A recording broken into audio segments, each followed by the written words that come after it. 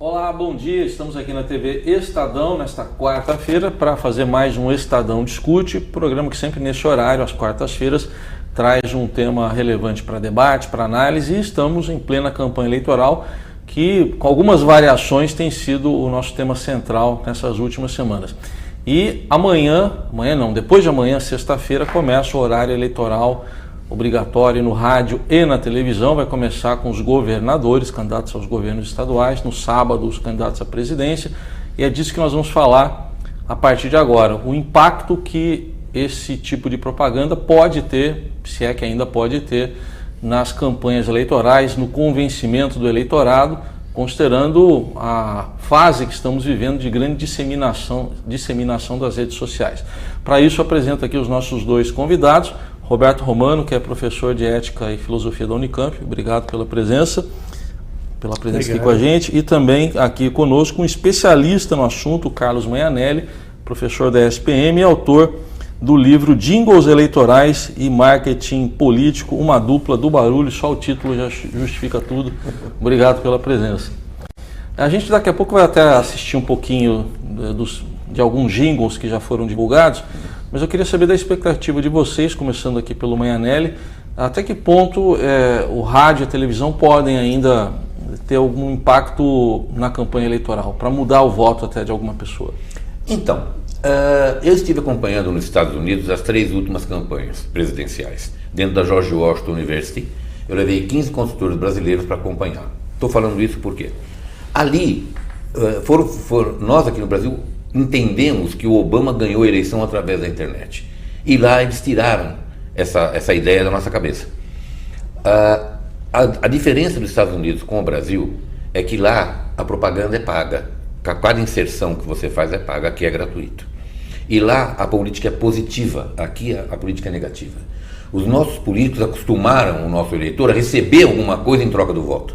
E nos Estados Unidos as pessoas doam querendo que aquele político o represente. Eu presenciei e eu comprei bottom do Obama na banca de jornal, e aquele dinheiro ia para a campanha. Então há uma diferença de cultura. A cultura lá é positiva na política e aqui é negativa. Então isso para poder te responder a questão que você coloca. A televisão, ela é o maior veículo de comunicação, junto com o rádio, de massa. A internet, e eu falei essa história dos Estados Unidos porque um estrategista deles falou para nós o seguinte, foi uma frase que eu achei que define: a televisão vende, a internet compra. Você entra na internet procurando o que você quer. A televisão, ela joga na sua cara o tempo todo aquilo que você nunca imaginou ter. Sim. Né? Aquela esteira que você comprou e hoje virou cabide, a vassoura feiticeira que ninguém sabe onde é que está, o vaporeto que você comprou que resolveu todos os seus problemas e está embaixo da cama pegando pó.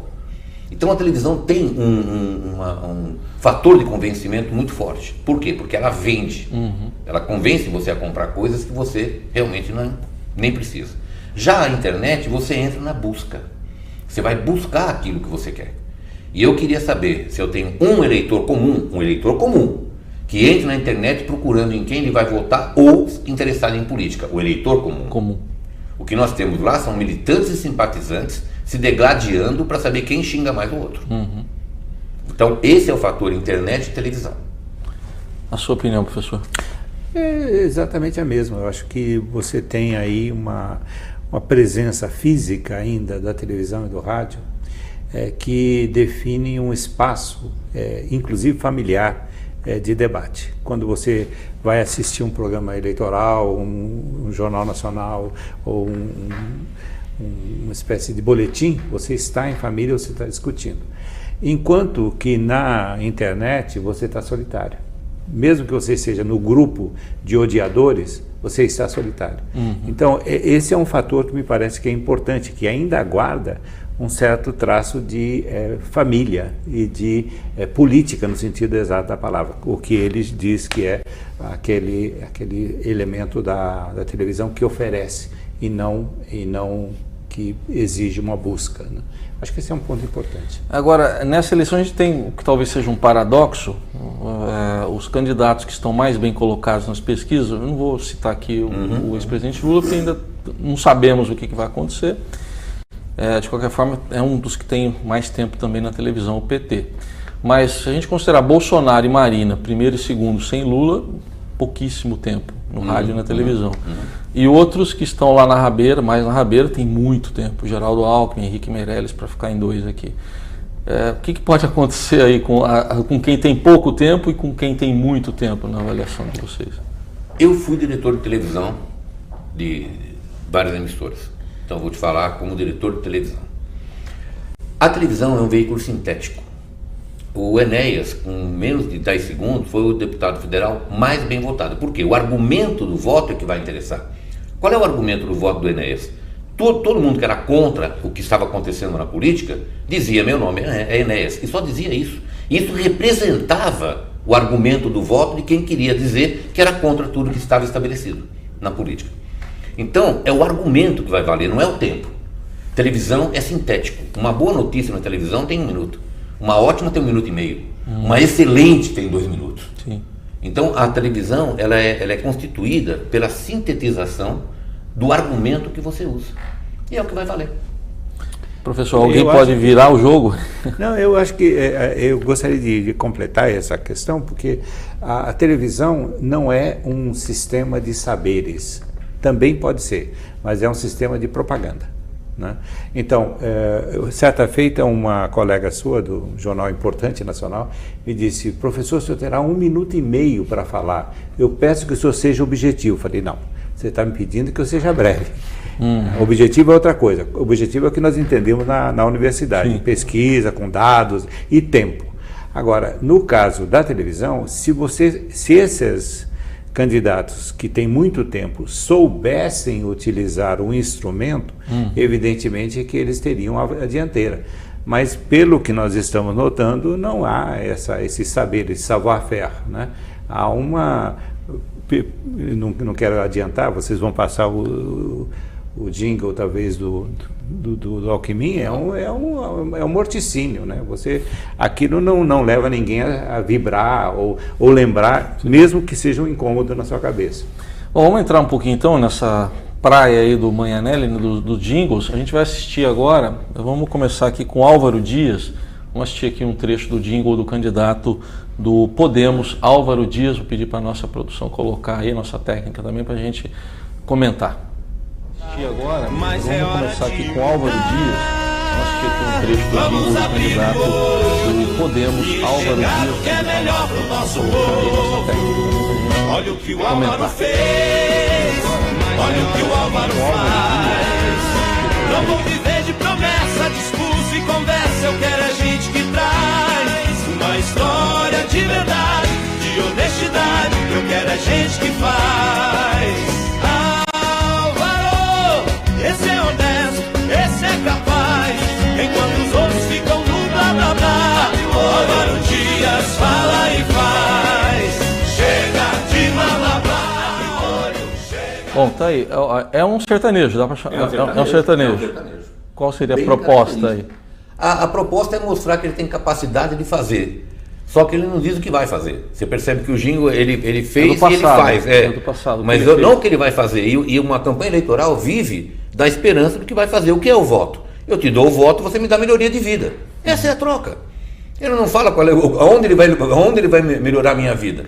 Como é que eu vou votar numa pessoa que eu não sei o que ele vai fazer por mim depois de eleito?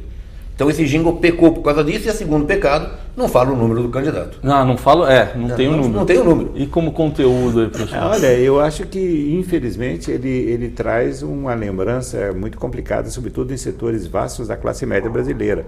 Ele rouba, mas faz.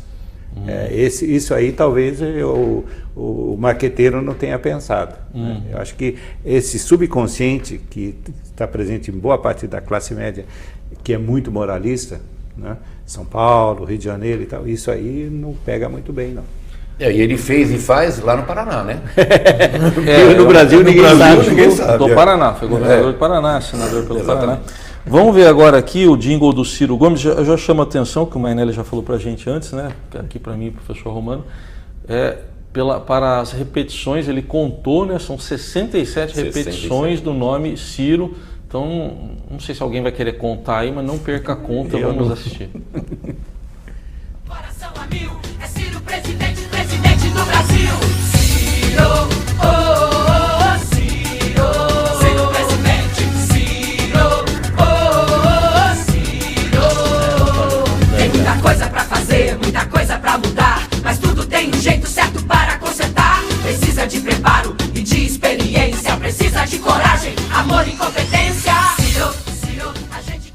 Bom, é uma parte aí. Isso aí é tecnobrega? Tecnobrega. Tecnobrega. Vamos explicar o que é o tecnobrega, então. Tecnobrega. O brega nasceu, principalmente no Belém do Pará, né, que se chamava muito do brega, em Pernambuco, onde nós tínhamos o Reginaldo Rossi, que era o brega.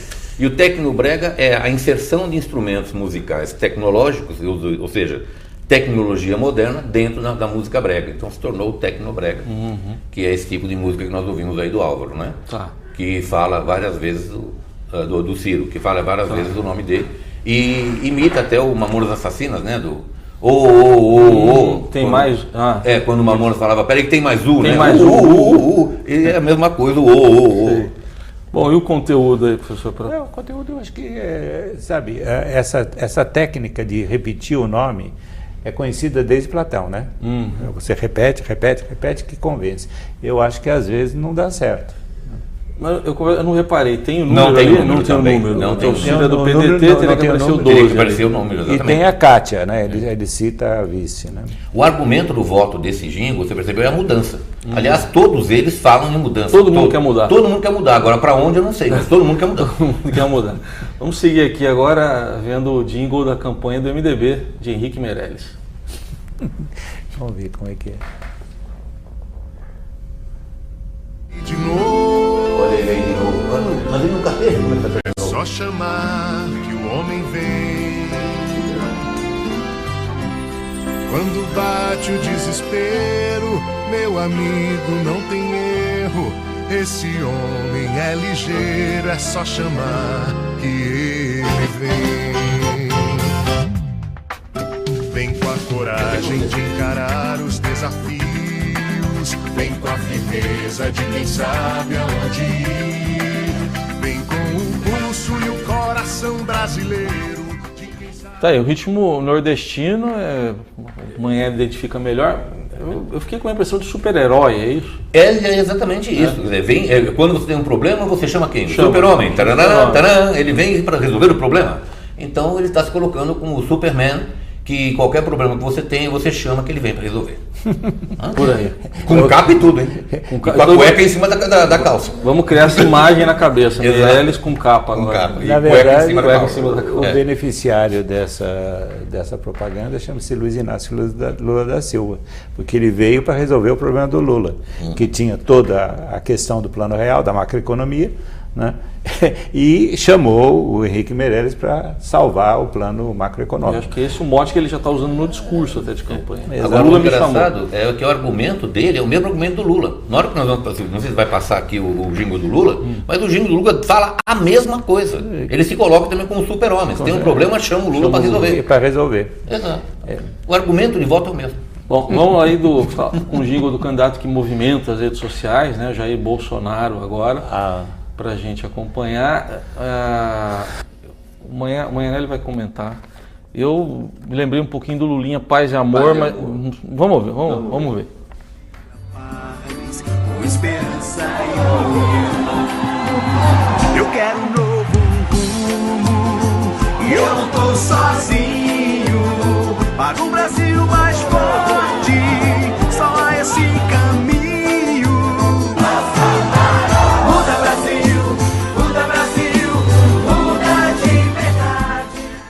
Aí, é um forró? É um forró. Você vê a batida da zabumba bem batida, né? Tum, tum, tum, tum, tum, tum. Bem ritmizado. Mas dá uma suavizada aí no candidato ou não? Ele leva, embora ele diga que seja forte, né? Sim. Ele leva para o Lulinha Paz e Amor, que é o Bolsonaro Paz e Amor. Como já está estigmatizado uma imagem muito violenta dele, o que se procura? A mesma coisa que se procurou com o Lula, suavizar a imagem através de amenizando, e o jingle é para isso. Você tem dois tipos de jingle, ou aquele que eleva as qualidades e a bandeira do candidato, ou de combate, que nós chamamos, que é o jingle do Lula, que foi... O que foi o jingle do Lula? As pessoas tinham medo de votar no Lula. O Lula lá. E o jingle dizia o quê? Sem medo de ser feliz. Isso. Porque as pesquisas detectavam que as pessoas tinham medo de votar nele. Lá em 89. Lá em 89. Então, esse é um jingle de combate também. Ele está combatendo a imagem que já está estigmatizada no Bolsonaro. O mote ali, ele fala também é mudança. Com amor, mas fala com amor e coragem. Mas é a mudança. Uma o mudança. mote sempre, o mote de todo mundo quer mudar. Todo mundo quer mudar. Para onde eu ainda quero saber, mas todo mundo quer mudar. E aí, professor? Do ponto de vista pictórico, acho que ele comete o mesmo erro de Fernando Henrique Cardoso, que sentou na cadeira. Ele se mostra com a faixa presidencial. Isso é um perigo muito grande, porque isso assusta mais ainda os adversários, né? As massas adversárias. Talvez ressalte a importância dele para os seus seguidores, que são numerosos, mas assusta mais ainda. Essa técnica, professor, é uma técnica de marketing político que as pessoas usam, de mostrar como seria ele já eleito. Já eleito, né? Entendeu? Então, em campanha de prefeito, se usa muito o candidato assinando com as bandeiras atrás, né, do governador, e no caso dele, aquela história da manga arregaçada. Exato. Como ficaria ele de presidente? Então, eles querem passar a visão, né, antevendo já ele vestido de faixa. Mas é um perigo, como disse o professor, realmente é um perigo. É um risco assumido. Vamos acompanhar o último jingle que a gente tem aqui, que é da candidata Marina Silva, da Rede. Vamos acompanhar para depois a gente ouvir os comentários. Que quer juntar as mãos, crescer e ser feliz, que não foge à luta em qualquer situação, é honesto e trabalha pra ganhar o seu pão. Nossa pátria mãe gentil, quer Marina presidente do Brasil. Eu tô com Marina, eu tô com Marina Eduardo, eu vou. Tesouro pega um certo, sim senhor. Eu tô com Marina, eu tô com Marina. Bom, também um ritmo nordestino, não sei, tem uma pegada religiosa também ou não? Não chega a ser gospel. Não chega a ser gospel, não. Ele é bem uma pegada nordestina, de forró, de dança, né? Uma música dançável, uma música que você pode realmente dançar. A música pega. Agora, qual é o chiclete de ouvido que ela usa? É o eu tô. E eu tô, quer dizer, não é um chiclete razoavelmente feliz, né? Sim. Eu tô o quê? Professor, conteúdo. Eu acho que do ponto de vista melódico, a sensação que dá é que ela quer ninar o Brasil, o eleitor, e não propriamente ganhar uma eleição. Né? Não. Eu acho que esse é um risco, porque normalmente, o especialista conhece melhor do que eu, mas um jingle eficaz, ele tem que ter um ritmo forte para chamar as emoções, né? E não a emoção do carinho, etc. Isso aí é muito bonito, mas ganhar a eleição acho que é difícil. Ela quer passar uma imagem de mãe, né? De mãe. A ideia é justamente essa. O professor matou a coisa toda. Ninar, né? Ela quer passar a imagem de mãe. Mas o que as pesquisas estão pedindo é alguém que venha resolver problema. Exato. Por isso que os outros apelam para o herói. Exatamente. Agora ali, da Marina, aparece o vice. Aparece o vice, é o único que o jingle fala do nome. Fala e ele está ali do lado. Ele está ali do lado. É o único que aparece. Dos números, então, quer dizer, esse é o grande erro, não ter um número. Não tem um número. Parece que um deles tem um número, eu não lembro qual deles, mas um deles tem um número. Que no fim das contas é o que o eleitor precisa saber para votar também. Na hora é lembrar do número, exatamente. Lembrar do número. E o chiclete de ouvido, para quem faz jingle, e parece que esses jingles foram todos feitos por amadores, eu não consegui entender. Porque nenhum deles faz a rima baseada no número. Que é justamente o que vai guardar na cabeça, né? Se você vai falar eu quero, se o final for 0, então a pessoa já vai saber que eu quero 0. E ele vai saber o número que ele tem que ter. Claro. Professor Romano, a gente vê que eles adotam aí o mote da mudança, né? Acho que dá para imaginar que o eleitor não esteja satisfeito com o que está aí. Se a gente pegar aí que tem 3% de aprovação ao governo Temer, né? Mas que mudança seria?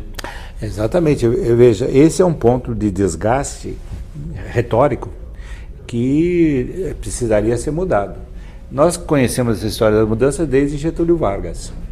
Não tem campanha política que não tenha mudança.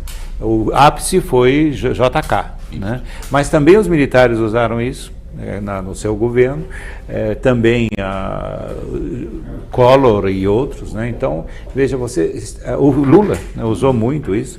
Então, o eleitorado está um pouco, no meu entender, bastante desgastado com essa história de mudar, sem saber para quê nem o quê. né? E os problemas são reais. Você tem desemprego, você tem crise econômica, etc. Você tem crise de segurança, né? Quer dizer, eu não vi nenhum desses, até mesmo o Bolsonaro, tocar nessas questões, né? Eu acho que isso é sério. É o que o professor está falando, só completando o que ele está dizendo. Nós temos uma fase de heróis políticos, né, que durou até Jânio Quadros, a febre janista que tomou conta do Brasil. Então, Getúlio, JK, Jânio, todos eles eram grandes ídolos, eles falavam, todo mundo respeitava. Aí nós entramos na fase dos embates, né? Tancredo, que não assumiu, Sarney, Collor, Sarney, que há um embate ideológico, inclusive, entre os dois, né? A mudança muito insistentemente usada pelo Collor. O Lula vem também com essa história da mudança, e essa questão de ideologia, que no Brasil não existe, né, partido ideológico, os partidos são partidos apenas para você se candidatar. Exato. Eu dou aula na Espanha, eu dou aula em 3 universidades na Espanha. Eu dou aula em Salamanca, na José Cela e no Instituto Ortega y Gasset. E quando eu vou dar aula sobre o Brasil, eu tenho que explicar aos meus alunos o seguinte: olha, eu vou falar de um país que não tem partido ideológico. Eles se espantam. Isso não existe na Europa. Todo partido tem ideologia. Aqui não. Aqui o partido é apenas para poder. Então essa mudança que o professor fala é justamente isso. Como não tem ideologia, você não tem como basear uma mudança. Fica difícil explicar para o eleitor. Que mudança é essa que você não tem nem ideologia para seguir? Aliás, nós temos o que? Acho que 35 partidos, é isso? Não sei se... 32 registrados, 32 registrados. Então, a dúvida é, existem 32 ideologias? Não existem. Aliás, nessa linha eu sempre digo, olha, o que é um partido político? O partido político é uma espécie de maquete de Estado e de sociedade. Você propõe ao eleitor um modelo a ser seguido. Se é socialista, se é liberal, etc. Você propõe esse modelo. Aqui não tem.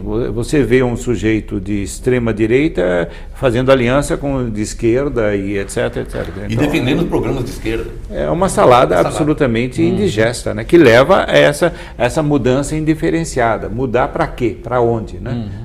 Você não vai sair de uma sociedade capitalista para uma socialista. Você não vai sair de uma socialista para uma liberal. Não acontece nada. Né? O que acontece é sempre a renovação, digamos assim, em torno dos próprios, né? Quer dizer, os dados que nós temos de tentativa de reeleição no Congresso Nacional são assustadores. Né? Eu escrevi 19 livros sobre isso, sobre campanhas eleitorais. No meu primeiro livro eu coloco o seguinte: ser candidato no Brasil é direito hereditário. Quem são os candidatos? Ou é amigo, parente, aderente de alguém da executiva. Sim. Como é que você quer mudança? Você quer um novo? Se o novo não tem oportunidade dentro dos grandes partidos que têm estrutura para poder eleger, você não entra. Porque ou é filho, aderente ou parente de alguém da executiva. Ou então presta vassalagem para o dono do partido. Exatamente. Eu sempre cito um exemplo, não é para criticar nominalmente a pessoa não, mas é só para reforçar. Tem o caso do deputado Arthur Vigílio, bisneto, está no nome. Filho do prefeito de Manaus, né? Não, esse Manaus vai ter o ACM Neto, você vai ter o Barbalho, você vai ter a família Sarney, você vai ter, enfim. Chegamos ao bisneto. Tem as filhas do Eduardo Cunha. Também, agora concorrendo. Agora, pegando a sua experiência, Mainelli, de jingles falando de jingles que pegam, né? A grande intenção do jingle, acho que é colar, virar um chiclete. Virar um chiclete, eu vi. Virar um chiclete. Algum aí, com alguma força para isso? Aí? Desses aqui? Não vejo nenhum. Porque do passado a gente se lembra de vários. Do passado, né? tem vários. Se você começar, se fizer um rápido histórico aqui, em 2 minutos não podemos fazer um histórico. Você vem com o seu Julinho Vem, que foi o primeiro jingle feito como jingle, e jingle é isso. Julinho e Júlio Prestes. Júlio Prestes, em 29. O jingle é uma peça publicitária feita sob encomenda. Ela não aparece, como o pessoal fala, os jingles da monarquia, não tem jingle. Jingle ele é feito por encomenda. Não existe uma explosão social que faça um jingle, não é assim? Então vamos lá. Júlio Prestes, aí você tem uma ditadura Vargas, embora tenha o seu GG também que combateu o Júlio Prestes. Você chega em 45 sem jingle nenhum, que era o Dutra, que foi uma campanha morna, uma campanha já cantada, né? Tá. Aí você entra em 50 com o grande jingle de Getúlio Vargas, né? Bota o retrato do velho outra vez, bota no mesmo lugar, o sorriso do velhinho faz a gente trabalhar. Sai de Getúlio, você tem JK, que não teve jingle, teve um prefixo musical. O jingle dele é batida militar e ninguém conhece. Eu tenho no meu arquivo, mas ninguém conhece. Conhece o quê? Como pode o peixe vivo? Que era o seu prefixo musical. Sim. Quando ele chega, que é uma música de Diamantina. Não é um jingle feito, não é um jingle feito. E aí você vai para Jânio Quadros, que talvez foi a seja o grande grande. explosão. A grande É o que a explosão, gente Jânio lembra até Quadros. hoje. Varre, vassourinha. Vai, vassourinha. Aí você pula para a ditadura e entra no jingle do Lula, que é o Lula lá, e depois o Deixa o Homem Trabalhar, que foi da reeleição dele, e aí acabam os grandes jingles. A não ser, os presidenciais, a não ser aquele que todo mundo conhece. Como eu falei, se eu começar a cantar aqui, todo mundo vai acompanhar, né? Do Emael? É Emael, o democrata cristão. Que é candidato, inclusive. Que é candidato. E usa o jingle. Usa o mesmo jingle. Usa o mesmo jingle. E usa o número. Ah, então O dele tem um número. dele tem um número. Tem um número. Professor, Tem um partido e um número, hein? os jingles, pelo jeito, assim, grosso modo ou não, passam pela história do Brasil de alguma forma. Né? A gente consegue, ouvindo jingles, passar por períodos da história. Sim, eu acho que ele estava dizendo que na sua tese ele mostra que o jingle retrata bem um momento histórico, né? E de fato, se você pega a história do Brasil nesse período, dá para entender perfeitamente, por exemplo, no caso do jingle do Jânio, toda a campanha da UDN contra o Getúlio, toda a questão do Partido Trabalhista, etc. Você tem o momento sintetizado. Isso eu acho que é genial. Bom, a gente está indo já para a reta final, né? Pedir já um pouco das considerações finais de vocês, mas queria aproveitar para que vocês também nos falassem o seguinte: a gente está percebendo que no horário desse ano, pegar o de rádio e de televisão, são 25 minutos, naqueles programas cheios, né, fechados, em cada momento, só que aumentou o número de inserções, né, aqueles comerciais menores, 30 segundos, algo do tipo assim. Qual a sua análise disso? Pode ajudar alguém, atrapalhar? Então, os deputados perceberam o seguinte: naqueles programas políticos que eles faziam, eleitorais, grandes, as pessoas desligavam, mudavam de canal, ia fazer xixi, saía da sala. E o que eles perceberam rapidamente? A inserção comercial te pega desprevenido. Porque entre um bloco de uma novela e a outra, entram os comerciais, e no meio dos comerciais entra a propaganda eleitoral. Você não tem como fugir. Você está ali refém, porque você está querendo ver a novela, você quer ver o jornal, você quer ver o bloco que vem a seguir, e você fica esperando. E é ali que você recebe então a mensagem com mais qualidade, com mais visibilidade, e aquilo que a televisão fala, com maior poder de convencimento na inserção comercial. Então por isso que eles aumentaram essas inserções, reduziram Exatamente. ali o programa, o blocão. O blocão, que tem pouca audiência. E deixaram assim. Deixaram assim. Por quê? Porque é o que vai impactar realmente são os 30 segundos Tá. no meio do comercial. E se a gente pensar em conteúdo, eu sei que eu estou viajando aqui, professor, né?